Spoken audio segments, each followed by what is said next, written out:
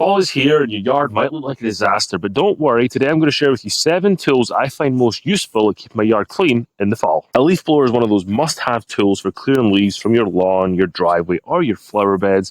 They're just awesome at getting leaves out from areas that they're not meant to be. There are many different types of leaf blowers out there, whether it be gas, carded, or battery. I'll leave a link in the description below to some of my favorite leaf blowers so you can go and check them out for yourself. You can even get a leaf blower and mulcher combination so you can mulch the leaves after you've blown them into a pile.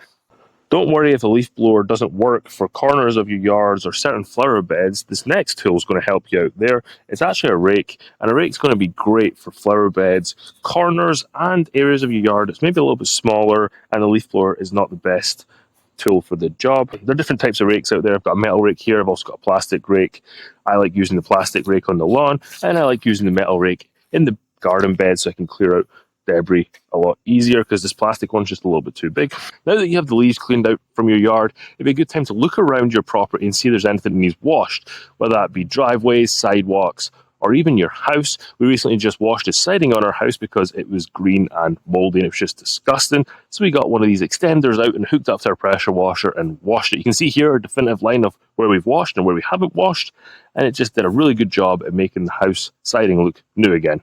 The next tool I recommend you get is a mulch plug for your lawnmower. This means that you're going to chop these leaves up and the grass blades that you're cutting into really fine pieces and then return them to the lawns and help feed the grass. Fertilizer is expensive, so anything you can do to return any nutrients back to your soil is going to be beneficial to you, and it's going to help your lawn thrive.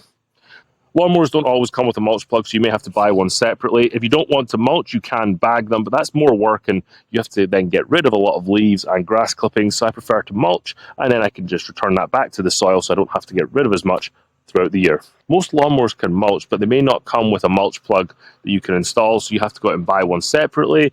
The next tool is awesome for getting items from one side of your yard to another side. It's a Gorilla Cart, and there are many different sizes of these. There are also other brands out there that are not the Gorilla Cart brand, but they do the exact same thing. But the Gorilla Cart is awesome for picking up mulch and putting it into your flower beds, or picking up soil if you need to fill up your vegetable garden beds, or I like to use it for removing sticks and branches and grass clippings I have decided to bag and get off my property. This thing is awesome. The Gorilla Cart works really well with the next tool, which is a yard waste bin. I've got one of these black plastic bins here, but you can also get one of these fabric type bins that fold down into a small pile. These are great for scooping up leaves into because they have the flat surface on the bottom, but they work really well at putting leaves in, putting sticks in. You put them in your Gorilla Cart, and then you can easily tip the waste bin out into your truck or trash or wherever you're going to be disposing of it. Next tool might be one of my favorite tool purchases I've made in recent years, and they are electric pruners. They're excellent for trimming dead bushes, dead branches. I even use them for clearing out roots that were in the way of my fence post holes. They're excellent to have around, whether you're going to be trimming your ornamental flowers or trimming some of the bushes and trees that you can see behind me.